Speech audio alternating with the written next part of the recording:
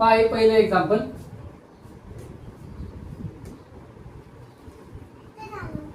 एका प्रश्नपत्रिकेमध्ये 40 प्रश्न असून प्रश्नपत्रिकेमध्ये एकूण प्रश्नांची संख्या आहे 40. प्रत्येक बरोबर उत्तराला 5 गुण मिळतात आणि चुकीच्या उत्तराला 2 गुण कापले जातात. मेघा हिने सर्व प्रश्न सोडवले पण तिला फक्त 95 गुण मिळाले, तर तिचे किती प्रश्न चुकले? चुकणाऱ्या प्रश्नांची संख्या आपल्याला काढायची. किती प्रश्न चुकले? अमरावती ग्रामीण पोलीस शिपाई भरती, छत्रपती संभाजीनगर पोलीस शिपाई भरती आणि सातारा पोलीस भरती अशा 3 परीक्षेमध्ये एक्झाम्पल विचारले गेले. म्हणजे किती महत्वाचं एक्झाम्पल आहे हे लक्षात घ्या. हे एक्झाम्पल तोंडी पण सोडवता येतं, परंतु आपण आपला आजचा टॉपिक एक्चुअल समीकरणावर आधारित बनवलाय. त्यामुळे अगोदर मी तुम्हाला समीकरण तयार करून हे एक्झाम्पल कसं सोडवता येतं ते सांगतो. नंतर तोंडी कसं सोडवता येईल ते आपण पाहूया. तर चला काय करूया आपण. पहा किती प्रश्न चुकले अशा प्रकारचा आपल्याला शेवटचा प्रश्न विचारलाय. चुकणाऱ्या प्रश्नांची संख्या आपण x मानू, चुकीचे प्रश्न आपण x मानूया. मग बरोबर प्रश्न किती येतील? एकूण प्रश्नांची संख्या आहे 40, चुकीचे x प्रश्न चुकले, मग बरोबर किती आले? 40 मधून x वजा करा, 40 वजा x. आता आपण समीकरण तयार करूया. मेघाला किती गुण मिळाले? 95 गुण मिळाले. बरोबर प्रश्न 40 वजा x. एका बरोबर प्रश्नाला 5 गुण दिले जातात. पहा बरोबर उत्तराला 5 गुण आहेत. मग या ठिकाणी 40 वजा x ला आपल्याला 5 ने गुणावं लागेल. प्लस एवढे मार्क मेघाला बरोबर प्रश्नांना मिळाले आहेत. आता काय झाले? चुकीच्या प्रश्नांना 2 गुण कमी होतात.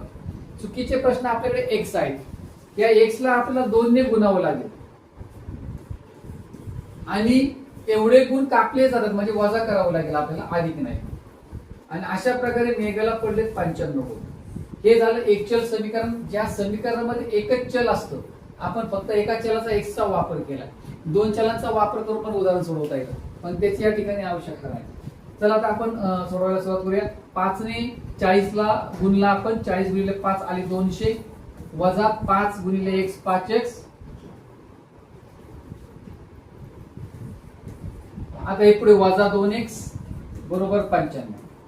आता पुढे पाहिजे 200, पुढे वजा 5x वजा 2x वजा 7x बरोबर 95. आता पुढे पहा 200, हे 95 जे आहे ते इकडे वजा होतील डावीकडे आल्याच्या नंतर. ऋण 7x जो आहे तो उजवीकडे गेल्यानंतर धन 7x होईल. आता 200 वजा 95 आले 105 बरोबर उजवीकडे आले 7x. 7x ला गुणिले 105 ला भागिले होईल तो, म्हणजे 105 भागिले 7 बरोबर x. 105 ला जर आपण 7 ने भागलं तर उत्तर किती येईल? 7 1 7 3 बाकी उरली, 7 1 5 35. म्हणजे x ची व्हॅल्यू आली 15. x मानलाय आपण चुकीच्या प्रश्नांना. तेच आपल्याला विचारले चुकीचे प्रश्न किती, आणि म्हणून चुकीचे प्रश्न असतील 15. हे लक्षात घ्या. हे आपण एक्चुअल समीकरणाच्या आधारे सोडवलं, परंतु थोडंसं वेळ खाऊ आहे. याऐवजी हेच उदाहरण तोंडी पण सोडवता येईल. आता हे तोंडी कसं सोडवू शकतो आपण? पहा प्रत्येक पर्यायाचा आपला आधार घ्यायचा. त्यासाठी प्रत्येक पर्यायाचा आधार घ्या. पहा पहिला पर्याय जो आहे, आपल्याला प्रश्नच विचारलाय की चुकीच्या प्रश्नांची संख्या सांगा. मग पर्यायामध्ये जे काही संख्या आहेत त्या चुकीच्या प्रश्नांच्या आहेत. मग पहा बरोबर प्रश्न आणि चुकीचे प्रश्न असे आपण 2 भाग तयार करूया. मग चुकीचे जर आपण 21 मानले तर बरोबर प्रश्न किती येतील? एकूण प्रश्न 40 आहेत, बरोबर आले 19. आता बरोबरला 5 गुण आहेत, 19 5 95. आणि चुकीचे जे प्रश्न आहेत त्याला 2 ने गुणायचे आपल्याला, कारण तेवढे मार्क कमी होणार आहेत. 21 दुनी 42, 95 मधून 42 वजा केले तर 95 गुण येणार नाहीत. हे लक्षात घ्या. गुण आपले 95 पाहिजे. इकडे वजाबाकी 95 आली पाहिजे, येऊ शकत नाही कारण 19 5 95. इथेच 95 गुण झाले, इकडे परत कमी होणार, त्यामुळे पहिला ऑप्शन चुकीचा आहे. आता आपण 23 घेऊया. चुकीचे प्रश्न जर आपण 23 घेतले बरोबर येतील 17. पहा 23 पंचे 115. सॉरी बरोबर किती? 17 17 5 85. त्यातून हे परत वजा होणार आहे. गुण पाहिजे तर आपल्याला 95, 95 पेक्षा हा आकडा कमी आलाय, हे नक्कीच हाही पर्याय आपल्या या ठिकाणी येणार नाही. आता पुढे घ्या 19. चुकीची आपण 19 घेऊया आता. बरोबर किती येतील? बरोबरचे येतील 21. 21 ला 5 ने गुणा. 21 5 105. यातून वजा करायचे आपल्याला 19 दुनी 38. इथे पण उत्तर आपलं 95 येत नाही. आता आपण हा शेवटचा पर्याय घेऊया 15. पहा 15 जर घेतला, चुकीचे प्रश्न आपण 15 घेतले तर बरोबर येणार आहेत 25. 25 ला 5 ने गुणला आपण. 25 5 125 वजा 15 ला 2 ने गुणा. 15 दुनी 30. यातून जर आपण 30 वजा केले, 5 अशी 5, 12तून 3 गेले 9. उत्तर बरोबर 15. मेघाला 95 गुण मिळाले आहे. तर अशा प्रकारे आम्ही समीकरणाचा वापर न करता पर्यायांचा आधार घेऊन आपण उदाहरण सोडवू शकतो. चला आपण पुढचं एक्झाम्पल पाहू.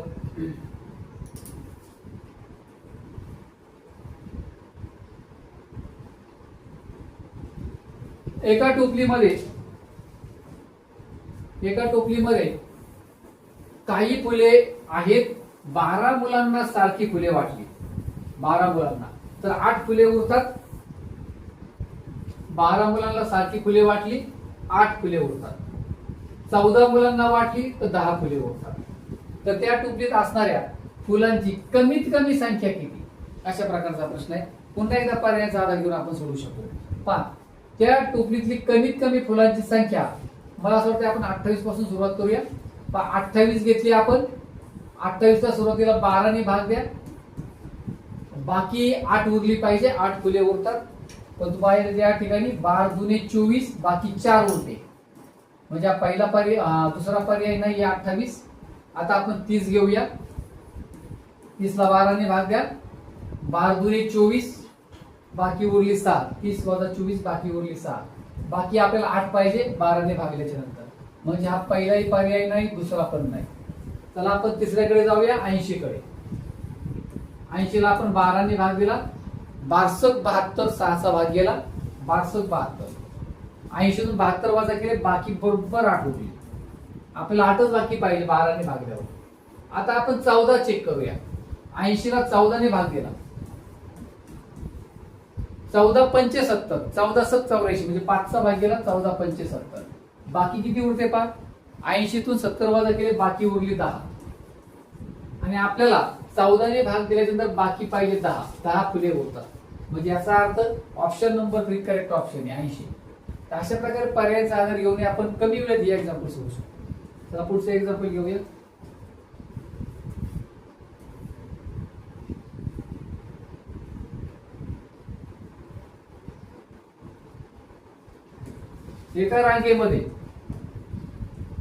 एका रांगेत 9 झाडे समान अंतरावर आहेत. 9 झाडे समान अंतरावर आहेत. 2 झाडातील अंतर 4 मीटर आहे. तर पहिल्या व शेवटच्या झाडातील अंतर किती असेल? बुलढाणा पोलीस शिपाई भरती, मीरा भाईंदर, वसई विरार पोलीस शिपाई भरती. अशा प्रकारे एक्झाम्पल विचारले गेले. महत्वाचा टाईप आहे. फक्त या ठिकाणी कन्फ्युजन करणारा टाईप आहे, हे नक्की लक्षात घ्यायचे. उत्तर तर बरोबर आल्यासारखं वाटतं, पण ते चुकीचं निघतं मॅक्झिमम टाइम्स. आणि तिथे बरेचसे मुलं गफलत करतात. त्यामुळे या एक्झाम्पलला नक्कीच महत्व दिलं गेले. आता नेमकी चूक कुठे होते ते तुम्हाला मी समजून सांगताना तुमच्या लक्षात येणार आहे. पहा, एका रांगेत 9 झाडे समान अंतरावर आहेत. आपण आधी झाडे विचारात घेऊया. पहा, पहिलं झाड, त्यानंतर हे दुसरं झाड, हे तिसरं झाड, हे चौथं झाड, 5वं, 6वं, 7वं, 8वं आणि 9वं झाड. अशी 9 झाडे समान अंतरावर. 2 झाडातील अंतर 4 मीटर आहे. प्रत्येक 2-2 झाडामधलं अंतर 4-4 मीटर आहे. कंटिन्यू होईल. राईट. प्रश्न विचारलाय पहिल्या व शेवटच्या झाडातलं अंतर किती? हे पहिलं झाड ते शेवटचं झाड, त्या दोघांमधलं अंतर किती? आपण लगेच करून टाकतो. 4 9 36. राईट. मी पण झाडे 9, 4 9 36 आलं आहे सर आपलं. 36 आहे का पहा. पहिल्या ठिकाणी 36 उत्तर आले, परंतु ते उत्तर चुकीचं आहे. का? तर आपण मोजायला सुरुवात कुठून करतो? दुसऱ्या झाडापासून, हे पहिलं झाड आहे, दुसऱ्या झाडापासून इथपर्यंत आल्याच्या नंतर आपले 4 मीटर पूर्ण होणार. इथपर्यंत आल्याच्या नंतर म्हणजे पहिलं झाड गेलं, दुसऱ्या झाडाला पहिले 4 मिळालेत आपल्याला, तिसऱ्या झाडाला दुसरे 4 मिळाले, झाडे झाली 3, पण अंतर मात्र 4 4 8च मीटर झाले. म्हणजे याचा अर्थ काय होतो की काउंटिंग मध्ये पहिले झाड आपल्याला विचारत नाही घ्यायचे. म्हणजे झाडे जरी या ठिकाणी 9 असली पण ग्राह्य धरताना किती झाडायचे, आपल्याला 8 झाडे धरायची. 9 मधून 1 झाड वजा करायचे, आपल्याला 8 झाडे गृहीत धरायची. प्रत्येक झाडातलं अंतर 4 मीटर, 8 चोक 32 मीटर आपलं उत्तर येईल. पर्याय क्रमांक 1. इथे 15 झाडे असतील तर 15 वजा 1 हे लक्षात घ्या, 14 ने आपल्याला हिशोब करावा लागला असतो. 20 झाडे असतील, 20 मधून 1 वजा करायचा, हे लक्षात घ्या. तर प्रत्येक एक्झाम्पलचा टाईप आपल्याला काहीतरी सांगून जातो. आपल्याकडे या ठिकाणी दोन्ही पण ऑप्शन होते. विद्यार्थी लगेच तोंडी करतात 9 चोक 36 ऑप्शन तर दिसतो, लगेच त्यांना असं वाटतं की बरोबर आहे, परंतु इतकं सोपंही नसतं. म्हणून काळजीपूर्वक आपल्याला विचार करून एक्झाम्पल सोडवायचं असतं. चला पुढचे एक्झाम्पल घेऊया.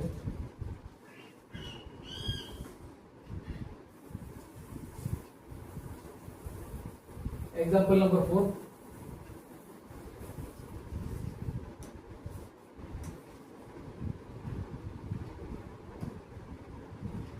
एका रांगेत समान अंतरावर 25 खांब उभे केले आहेत. या झाडासारखंच उदाहरण आहे. समान अंतरावर 25 खांब उभे केले आहेत. जर पहिल्या व 8व्या खांबातलं अंतर 56 आहे, हा पहिला खांब आणि 8वा खांब, दोघातलं अंतर किती आहे, 56 मीटर आहे. तर 6व्या व 22व्या खांबामधलं अंतर किती, 6वा ते 22वा खांब यांच्यातलं अंतर किती, अशा प्रकारचा प्रश्न आहे. सेम मागच्या एक्झाम्पल सारखं. एक झाड मी तुम्हाला कमी करायला सांगितलं, तसं या ठिकाणी 8 खांब आहेत ना, यातला 1 खांब कमी करा, राहिले 7 खांब. 7 खांबामधलं अंतर काढू शकतो आपण, म्हणजे 8 खांबामधलं अंतर असेल. पण जर आपण या ठिकाणी 1 खांब वजा केला आणि जर या अंतराला 7 ने भाग दिला तर 2 खांबामधलं प्रत्येकी आपल्याला अंतर मिळून जाईल. म्हणजे या ठिकाणी पहा, एकूण अंतर 56 आहे, 56 ला 7 ने भाग द्या, म्हणजे उत्तर आलं या ठिकाणी 8 मीटर.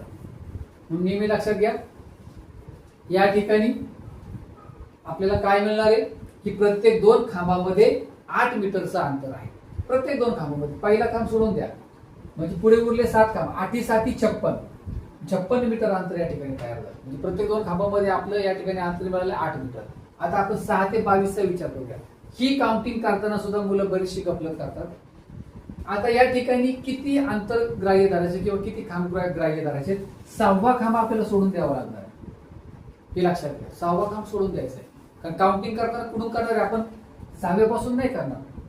आपल्या 6 ते 22 खांबामधलं अंतर मोजायचं, मग 6वा सोडून देणार, 7वा घेणार आपण, कारण इथून तर इथपर्यंतचं अंतर जे आहे ते आपलं 8 मीटर असणार आहे, हे लक्षात घ्या. 6वा खांब सोडून देणार आहे आपण. 7 8 9 10 पर्यंत 4 खांब झाले आणि 11व्यापासून 22 पर्यंत 12 खांब झाले, म्हणजे असे झाले 16 खांब. प्रत्येक 2 खांबामधलं अंतर मिळाले आपल्याला 8 मीटर. 16 आहे, 16 गुणिले 8 करा, 16 8 128 मीटर या ठिकाणी अंतर असणार आहे.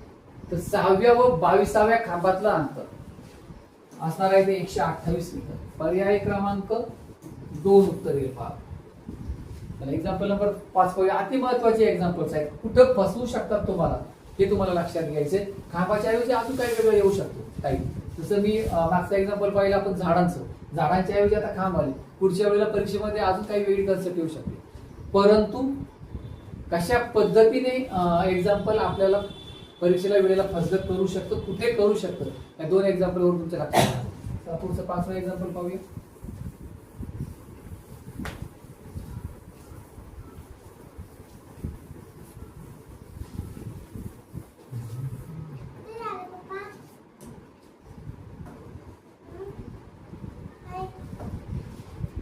एक कॅरम स्पर्धा आहे. कॅरमचा खेळ सर्वांना माहिती आहे. कॅरम मध्ये 2 स्पर्धक असतात. दोघांमध्ये एक गेम होत असतो. या ठिकाणी एकूण स्पर्धक आहेत या ठिकाणी 64. हरणारा स्पर्धक बाद असा नियम होतो. जो स्पर्धक हरेल तो स्पर्धेमधून बाद, अशा प्रकारचा नियम आहे. तर स्पर्धेतील पहिल्या 3 फेऱ्यात एकूण किती स्पर्धक बाद होतील? एकूण 3 फेऱ्या झाल्यात, एकूण फेऱ्या 3 नाही आहेत, पण एकूण 3 फेऱ्यामध्ये किती स्पर्धक बाद झाले, अशा प्रकारचा प्रश्न विचारला गेलाय. काय हरकत नाही. एकूण स्पर्धक आहेत 64. आता पहिल्या फेरीच्या वेळेला काय होणार आहे? पहिल्या फेरीच्या वेळेला किती स्पर्धक बाद होतील त्याचा आपण विचार करूया. 64 स्पर्धकांमध्ये 32 सामने लागतील, बरोबर आहे. 2 स्पर्धकांमध्ये 1 सामना असतो. तर मग 32 या ठिकाणी सामन्यामध्ये 32 कुणीतरी 32 जे आहेत ते विजयी होतील, 32 आपले हारणार आहेत. म्हणजे या ठिकाणी 32 बाद झाले पहिल्या फेरीमध्ये. आता 64 मधून 32 गेले, राहिले 32 मध्ये 32 स्पर्धकांच्या मध्ये काय होणार आहे? 16 सामने होणार आहे. दुसऱ्या फेरीमध्ये त्या 16तले पुन्हा 16 बाद होतील, म्हणजे 16 बाद झाले. आता किती राहिले पहा, सुरुवातीला 32, नंतर आता 16 बाद झाले, 16च राहिले. आता या 16 स्पर्धकांच्या मध्ये 8 सामने होतील, बरोबर आहे. मग त्या 8 सामन्यामध्ये 8 स्पर्धक पुन्हा बाद होतील, 8 शिल्लक राहतील. म्हणजे बाद होणाऱ्यांची संख्या किती आहे? पहिल्या फेरीमध्ये 32 बाद झाले, दुसरीत 16 झाले, तिसरीत 8 बाद झाले. 32 आणि 8 40, 50, 56. एकूण बाद होणाऱ्यांची संख्या आहे 56 पहिल्या 3 फेऱ्यांच्या मध्ये. एकूण स्पर्धक 64. आपलं उत्तर असेल पर्याय क्रमांक 2. म्हणजे अजूनही किती स्पर्धक या ठिकाणी शिल्लक आहेत? 56 बाद झालेत. एकूण स्पर्धक 64, 8 स्पर्धक अजूनही शिल्लक आहेत. पण आपल्याला त्याच्याशी पुढे काही विषय नाही. आपल्याला जो प्रश्न विचारला तिथपर्यंत आपण आलो. चला पुढचं एक्झाम्पल पाहूया. पहा, एका प्रश्नपत्रिकेत 50 प्रश्न विचारले होते. 40 प्रश्नांचं आपण उदाहरण घेतलं होतं. ठीक आहे, एक्झाम्पल रिपीट मी यासाठी घेतलेत की या एक्झाम्पलचं गांभीर्य आपल्या मुलांच्या लक्षात आलं पाहिजे की किती महत्वाचा प्रश्न प्रकार आहे की तो वारंवार कायम विचारला जातो. ठीक आहे, आपले असे अनेक प्रकार होणार आहेत. काही प्रश्न जरी रिपीट आपण घेतले तर त्यावरून आपल्याला लक्षात येतं की कशा प्रकारे ते अनेक जिल्ह्यांच्या परीक्षेमध्ये आपले एक्झाम्पल्स विचारले गेले आहेत. एक प्रॅक्टिस म्हणून पण आपण हे सॉल्व्ह करू शकतो. पहा, एका प्रश्नपत्रिकेमध्ये 50 प्रश्न विचारले होते. बरोबर उत्तरासाठी या ठिकाणी 4 गुण मिळतात आणि चुकीच्या उत्तरासाठी 2 गुण कमी होतात. रामूने सर्व प्रश्न सोडवले तर 92 गुण मिळाले, तर त्याने किती प्रश्न बरोबर सोडवले? पहा, एकूण प्रश्न 50. आपण पर्यायांच्या आधारे जाऊया. पहिला पर्याय आहे आपला 32. आपल्याला शेवटी प्रश्न विचारला बरोबर प्रश्न किती सोडवले. 32 जो आकडा आहे ना, तो बरोबर प्रश्नांचा घ्यावा लागेल आपला. बरोबर आणि चूक अशा 2 ऑप्शनचा आपल्याला विचार करायचा आहे. 32 प्रश्न जर बरोबर असेल तर चुकीचे असतील 18. दोघांची बेरीज आपल्याला 50 पाहिजे. एकूण प्रश्न होते 50. आता बरोबर उत्तराला 4 गुण मिळतात. 32 चोक किती झाले? 128. चुकीच्या उत्तराला 2 गुण कमी मिळतात. 18 2 36. 128 मधून 36 वजा करा. उत्तर 92 येते का पहा. 128 मधून 36 वजा करायचे. 8 मधून 6 गेले 2. 12तून 3 गेले 9. 92 उत्तर आले पहा बरोबर. म्हणजे पहिलाच ऑप्शन आपल्याला बरोबर मिळाला. पर्याय क्रमांक 1. पहा, पुढचा एक्झाम्पल पाहू आपण.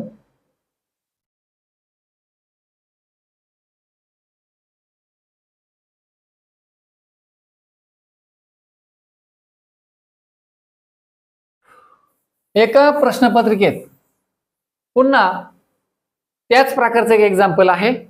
एका प्रश्नपत्रिकेमध्ये पुन्हा एकदा 50 प्रश्न आहेत. हे एक्झाम्पल विचारलं गेलंय SRPF 8 मुंबई सशस्त्र पोलीस भरती 2013 मध्ये. म्हणजे याच्यावरून आपल्याला लक्षात येतं की किती महत्वाचा प्रश्नाचा प्रकार आहे. एका प्रश्नपत्रिकेत 50 प्रश्न आहेत. बरोबर उत्तराला आता फक्त 2 गुण मिळतात आणि चुकीच्या उत्तराला 1 गुण कापला जातोय. सतीशने सर्व प्रश्न सोडवले पण त्याला एकूण गुण मिळाले 70. हे लक्षात घ्यायचंय. एकूण गुण त्याला मिळाले 70.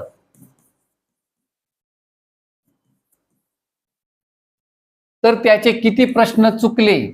म्हणजे ऑप्शन मध्ये चुकणाऱ्या प्रश्नांची संख्या आहे. बरोबर आणि चूक असे 2 सेक्शन करायचे. पहिला जर पर्याय घेतला आपण 10, समजा जर त्याचे 10 उदाहरणं चुकले असतील तर बरोबर किती येतील? एकूण प्रश्न 50 आहेत. बरोबर असतील 40 प्रश्न. आता एकूण 70 गुण त्याला पडलेत का ते आपण चेक करूया. बरोबर उत्तराला 2 गुण मिळतात. मग 40 ला जर आपण 2 ने गुणलं तर त्याला 80 गुण मिळाले बरोबर प्रश्नांना. चुकीच्या उत्तराला 1 गुण कापला जातो. 10 आहेत चुकीचे प्रश्न, 10 1 10. यातून जर 10 वजा केला तर उत्तर आलं 70. एकूण गुण 70, म्हणजे पहिलाच ऑप्शन आपला बरोबर निघलेला आहे 10. कारण का 80 वजा 10 70, एकूण गुण त्याला पडलेले आहेत 70, म्हणजे पहिला ऑप्शन आपला बरोबर असणार आहे. चला पुढचा एक्झाम्पल घेऊया. उदाहरण क्रमांक 8.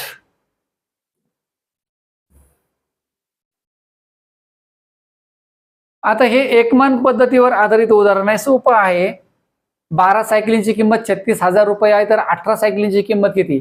12 सायकलींच्या किमतीवरून एका सायकलीची किंमत काढता येते आणि त्यावरून आपल्याला 18 सायकलींची किंमत सहज मिळते. पहा, 12 सायकलींची किंमत 36,000 रुपये, तर यावरून आपल्याला एका सायकलीची किंमत मिळेल 12 ने भागल्यानंतर, आणि त्यावरून आपल्याला 18 सायकलींची किंमत काढायची ना, तर 18 ने याला गुणायचंय फक्त. पहा, 6 दुने 12, 6 त्रिक 18, 2 ने वरती भाग दिला 36 भागिले 2 आले 18, म्हणजे हे झाले 18,000 गुणिले 3, 18 त्रिक 54, 54,000 उत्तर येईल, 54,000 रुपये. असे एक्झाम्पल इथे आपले मार्क नाही गेले पाहिजेत. चला पुढचं एक्झाम्पल.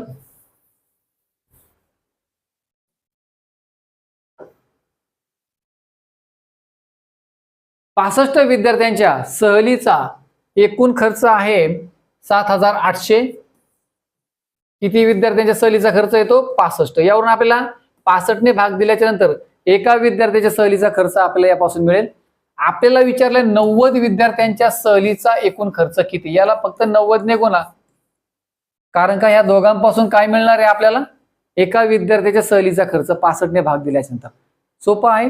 78 आणि 65 13च्या पाड्यामध्ये आहेत. 13 5 65 आणि 13 सक 78 आणि वरचे 2 शून्य 600 आले. आता पुढे पहा, 5 ने 90 ला किंवा 600 ला भाग द्या. 5 1 5, पैसे भाग देऊया. 5 1 5, एक बाकी उरली, 5 2 10 आणि हा 0, 120. 120 गुणिले 90, 12 9 108, हा एक 0 आणि हा एक 0, 10,800 उत्तर येईल आपलं. पर्याय क्रमांक 1 उत्तर असेल 10,800. चला पुढचं एक्झाम्पल पाहूया. ही सगळी एक्झाम्पल्स यापूर्वी परीक्षेला विचारली गेलीत, तर याची काठिण्य पातळी कशी, कशा प्रकारचे एक्झाम्पल विचारले जातात हे तुमच्या लक्षात आलं असेल. काही एक्झाम्पल अशी खूप सोपी पण असतात, तर या ठिकाणी आपली मार्क नाही गेली पाहिजे. व्यवस्थित भागाकार वगैरे काय असेल, ज्या ज्या ठिकाणी गरजेचा कसा भाग द्यायचा ते आपल्याला आलं पाहिजे. पहा, 3 मीटर दोरीचे 120 सारखे तुकडे केल्यास, 3 मीटर लांबीची दोरी 120 तुकडे केलेत सारखे, तर एका तुकड्याची लांबी किती? सोपा आहे. कोल्हापूर पोलीस चालक शिपाई भरती 2024 मध्ये विचारले गेलेले एक्झाम्पल. जे पर्याय आहेत ना ते सेंटीमीटर आणि मिलीमीटर यामध्ये दिलेत. पहा, सेंटीमीटर आणि मिलीमीटर. तर आधी आपण सेंटीमीटर मध्ये उत्तर काढूया, नाही मिळालं तर मग मिलीमीटर कडे जाऊया. पहा, 3 मीटर दोरी आहे, 3 मीटर म्हणजे 300 सेंटीमीटर. आधी आपण सेंटीमीटर करूया. आता एकूण तुकडे आहेत 120, या 300 ला जर आपण 120 ने भागलं, कारण एकूण तुकडे 120 आहेत, तर आपल्याला एका तुकड्याची लांबी सेंटीमीटर मध्ये मिळून जाईल. तर 1 1 0 आपण कॅन्सल केला. आता पुढे पहा, 6 5 30, 6 दुने 12, 5/2 उत्तर आलं. 2 ने भागतो म्हणजेच निम्मे करतो आपण. 5च्या निम्मे किती? 2.5, 2.5 हे उत्तर आपलं सेंटीमीटर मध्ये येईल, कारण 3 मीटरचे आपण सेंटीमीटर केले होते. 2.5 सेंटीमीटर उत्तर आहे का पर्यायामध्ये? पहा, नसेल तर मिलीमीटर करायचे. पहा, 2.5 सेंटीमीटर पर्याय क्रमांक 4 मध्ये आहे. 2.5 सेंटीमीटर म्हणजे आपला पर्याय मिळालेला आहे, मिलीमीटर कडे जायची गरज नाही. तर चला आपण अशा प्रकारे या 10 एक्झाम्पलचा एक व्हिडिओ बनवला. अति महत्वाचे एक्झाम्पलचे टाइप्स आपण घेतले. काही एक्झाम्पल्स आपले एक टाईप रिपीटही झाला होता, त्यावरून तुमच्या लक्षात आलं असेल की तो टाईप किती महत्वाचा आहे. तर चला पुन्हा एकदा भेटूया आपण अशाच एका व्हिडिओमध्ये. तोपर्यंत नमस्कार. परंतु तत्पूर्वी चॅनलवरती नवीन असेल तर नक्की सबस्क्राईब करा for the next update. Thanks for watching.